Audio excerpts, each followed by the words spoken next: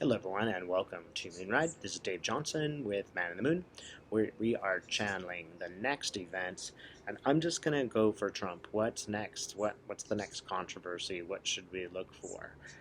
For everybody out there who's stressing out, watching these events and worrying that the Senate will not come to the right conclusion, let me just tell you, you can take this all down a step. This is the lastest efforts to try to impose this fake world of conspiracy theories upon us.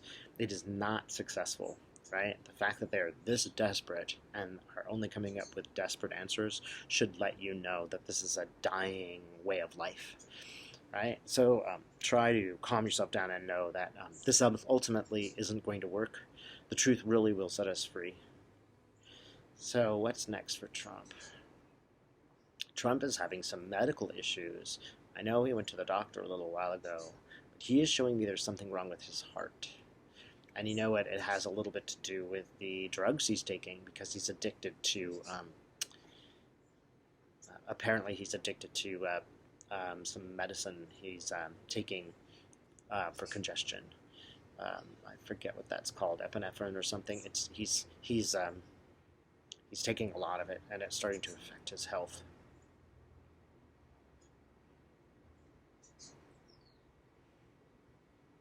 And he really is almost going a step beyond in his craziness in the White House. People who already think he's insane in the White House are really like, this is just out of the park. It's like a madman running around the room all the time, saying crazy stuff, doing crazy things. Like if he was in your family, you would take him to the hospital. Like you would put him in a psychiatric ward because that is how crazy he is acting. Not maybe enough to be committed, but enough to make everybody in the room extremely nervous and like shocked. Like that people are just shocked at the way he's acting.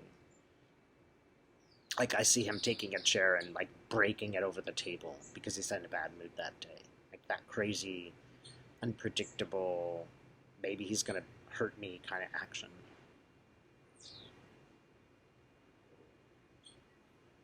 He's picking people out to be vicious to, and they're just shaking their head like, I can't take it anymore. I have to leave. Especially women. He's especially vicious to women, but there are certain men he hates.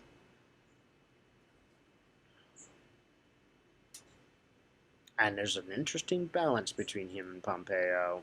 Pompeo knows everything, and Pompeo could sink Trump tomorrow. He could put him in jail, and Trump knows it. Don't imagine that Trump has all the power here. Pompeo could destroy him. And so that's part of a dynamic that's going on between the two of them. This sort of wordless power play.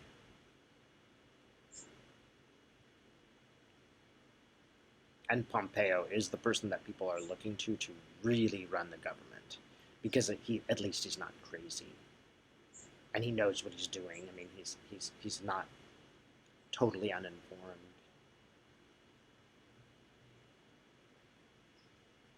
Trump is considering doing something more in Syria.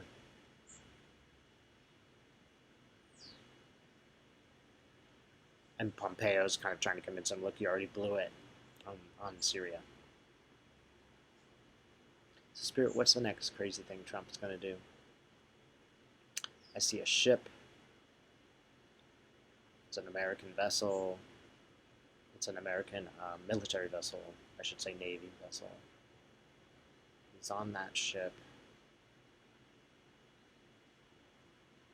And he's making some kind of crazy speech. Maybe this is just a speech he makes in front of the Navy. But the speech has the people in the audience concerned. Like they're looking around like, what? Did he really just say that crazy thing? What? And I mean, they're really looking around like this guy's mentally ill. And they're having trouble clapping, right?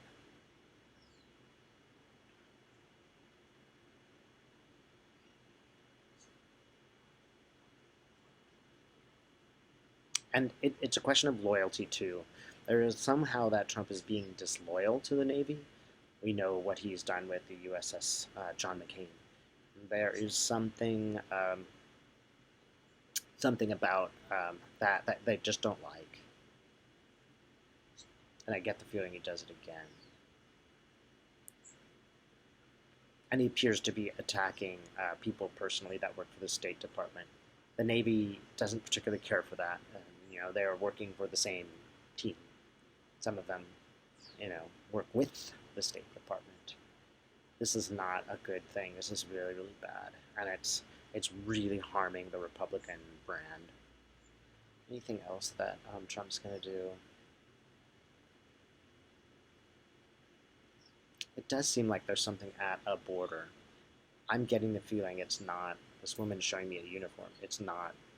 It's not Mexico. It does feel like it's Syria, and the fact that it's a woman makes me feel like the army of people that were trying to free Syria, the Kurdish women that were fighting, makes me think that's it. And it's almost like they step over a line, or Trump steps over a line, or he tries to start this confrontation again, or tell me more about this. I guess Syrians may be pushing back at the Russians and pushing back against the Turks and putting Trump in an uncomfortable position where he has to go help them. And that's what they're trying to do, put Trump in an uncomfortable position so that he must help them.